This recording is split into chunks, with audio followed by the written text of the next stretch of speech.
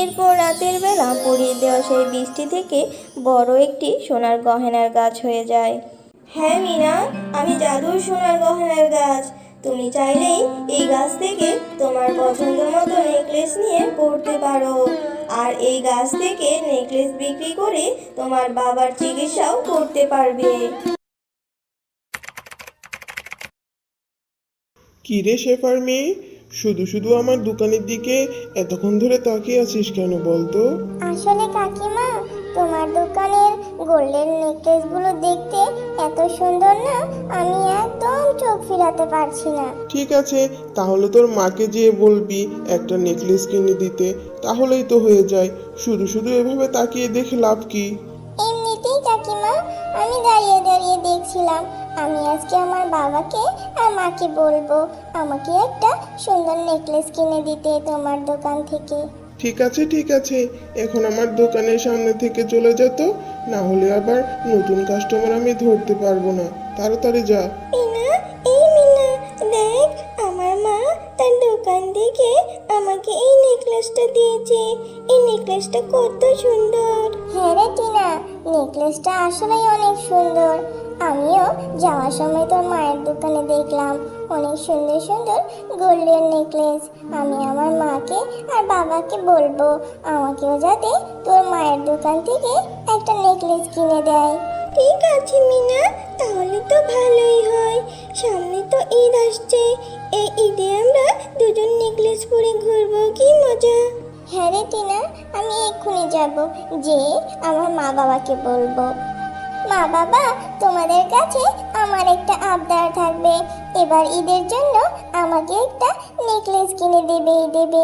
আমি কখনো সোনার নেকলেস পরিনি, আমার যে সোনার নেকলেস পরতে খুব ইচ্ছে করে। কী সব বলছিস রে মামিনা? সোনার নেকলেস, সে তো অনেক দাম।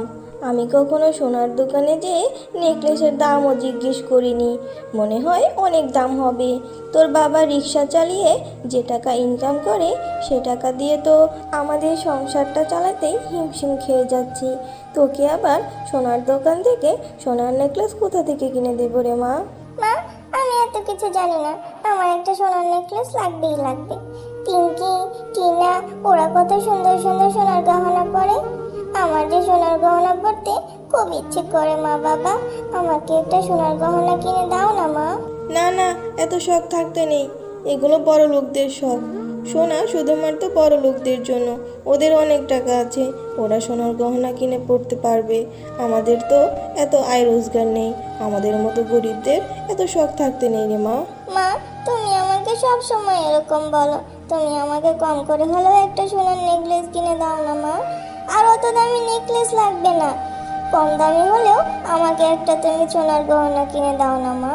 আমি যে আমার বন্ধুদের খুব করে বলেছি এবার ঈদে ওদের মতো সোনার গহনা কিনবো। হ্যাঁ গো মিনার মা, তুমি আমার মেয়েকে এভাবে কেন বলছো? আজকে আমি সকাল থেকে যা রোজগার করব সেই টাকাটা কোথাও খরচ করব না। তুমি সেই টাকাটা দিয়ে মেয়ের জন্য সোনার গহনা কিনে নিয়ে আসবে বাঘিনী ভাবির দোকান থেকে। ঠিক আছে ঠিক আছে, তোমরা দুজনেই পাগল হয়ে গিয়েছো। একটা সোনার নেকলেসের দাম কত জানো? অনেক টাকা। এই টাকা দিয়ে কিছুই হবে না। হবে, তুমি আমার মেয়েকে ছোট করে হলেও একটা সোনার গহনা কিনে দেবে। আমি রিক্সাটা নিয়ে এক্ষুনি বের হচ্ছি। ইয়ে, কি মজা! আমি আজকে সোনার গহনা কিনবো।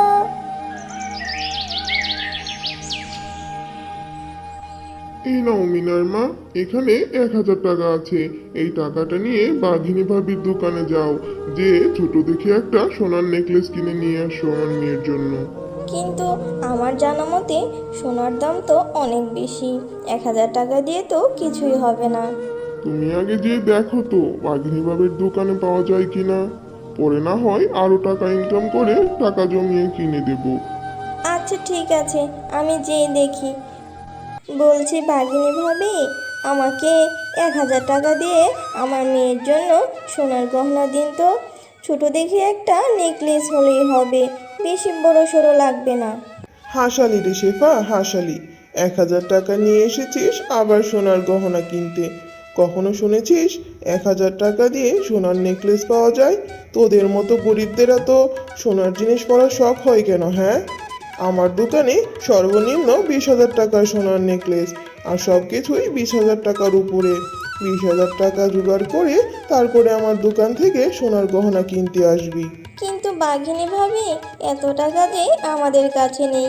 তুমি তো জানোই মিনার বাবা রিক্সা চালিয়ে যে কয়টা টাকা ইনকাম করে তাই দিয়ে সংসারটা চালায়। মেয়েটা যে আমার বড্ড আশা করেছে এবার ঈদে একটা সোনার নেকলেস কিনবে। ছোট দেখে একটা সোনার গহনা দাও না বাঘিনী ভাবি। কী সব বলছিস শেফা? আমি যা বললাম তোর মাথায় কি ঢুকিনি? 1,000 টাকায় সোনার গহনা আমার দোকানে নেই। যা অন্য দোকান থেকে পেলে সেটা নিয়ে যা। এখন আমার দোকান থেকে যা তো, কত কাস্টমার দাঁড়িয়ে আছে, তাদেরকে আমার দোকানে আসতে দে। যা এখান থেকে যা। চল মিনা, পরে টাকা জমিয়ে তোকে সোনার গহনা কিনে দেবো। কি গো, আমার মেয়েটার জন্য কি সোনার গহনা কিনলে? দাও তো দেখি। ওগো, 1,000 টাকা দিয়ে তো কিছুই পাওয়া যায় না। বাঘিনী ভাবির দোকানে যে জিজ্ঞেস করলাম ছোট্ট একটা গহনা দিতে, কিন্তু সে আমাকে আরও অনেক কথা শুনিয়ে ওখান থেকে তাড়িয়ে দিল। ওনার দোকানে নাকি 20,000 টাকার নিচে কোনো গহনাই নেই। আচ্ছা আচ্ছা, তোমরা চিন্তা করো না, আমি এবার রিক্সাটা নিয়ে শহরের দিকে যাব। শহরের দিকে যাতায়াত বেশি হয়, নিশ্চয়ই ভালো ইনকাম করতে পারবো। আমি এই মাসেই সব টাকা জমিয়ে ঈদের আগে আমার মেয়ের জন্য একটি সোনার গহনা কিনে দেবো, বুঝলে? আচ্ছা ঠিক আছে, তাই হবে। মা, ও মা, বাবার কি হয়েছে মা? মিনা, তোর বাবা তোর জন্য শহরে রিক্সা চালিয়েছে। সে তো সেখানকার পরিবেশ বোঝে না। সে তো নতুন ছিল, তাই একটা গাড়ির সাথে অ্যাক্সিডেন্ট হয়েছে, হাত পা ভেঙে গেছে। এখন এই অবস্থা, মাথায় অনেক আঘাত পেয়েছে। এখন কিভাবে যে কি করি? তোর বাবার চিকিৎসা করতে যে অনেক টাকার প্রয়োজন। সময় মতো তোর বাবার মাথার অপারেশন না করালে তোর বাবাকে বাঁচানোই কষ্টদায়ক হয়ে যাবে। সব কিছুই আমার জন্য হয়েছে। আমি কেন বাবার কাছে গয়নার আবদার করতে গেলাম? এখন আমার জন্যই আমার বাবা এত বড় একটা অ্যাক্সিডেন্ট হলো। কতবার বলেছিলাম এভাবে সোনার গহনার বায়না করিস না। আমরা গরিব মানুষ, আমাদের যে এত সামর্থ্য নেই, তারপরও বারবার বায়না করিয়ে গেলি। এবার দেখলি তো তোর বাবার কি অবস্থা হয়েছে। আমার জন্য আমার বাবার এত বড় ক্ষতি হলো। এখন আমাদের কি হবে? হে সৃষ্টিকর্তা, তুমি আমার বাবাকে সুস্থ করে দাও। আমি আর কখনো কিছু করার জন্য বাবার কাছে বায়না করব না। ছোট্ট মেয়ে মিনা, তুমি এভাবে বসে বসে কাঁদছো কেন? কি হয়েছে তোমার, বলো আমাকে। এরপর মিনা পরীটাকে সকল ঘটনা খুলে বলে। সব শুনে পরী বলে, ও এই ব্যাপার, এই নাও, এই বীজটা তুমি তোমার বাড়ির আঙিনায় গিয়ে রোপণ করে দিও। দেখবে তোমাদের পরিবারের সকল সমস্যার সমাধান হয়ে গিয়েছে। এরপর মিনা সেই বীজটা নিয়ে তাদের বাড়ির আঙিনায় রোপণ করে দেয়। হ্যাঁ রে মা মিনা, বাড়ির আঙিনায় এটা কি রোপণ করলি? মা, এই বীজটা আমাকে পরি দিয়েছে। বলেছে এই বীজটা রোপণ করলে আমাদের সকল সমস্যার সমাধান হয়ে যাবে। কী সব বলছিস রে মিনা? এমনিতেই তোর বাবা অসুস্থ, তুই আবার কি রকমের পাগলামি শুরু করলি বলতো? মা, সকাল হলেই দেখা যাবে কি হয়। এরপর রাতের বেলা পরিয়ে দেওয়া সেই বীজটি থেকে বড় একটি সোনার গহনার গাছ হয়ে যায়।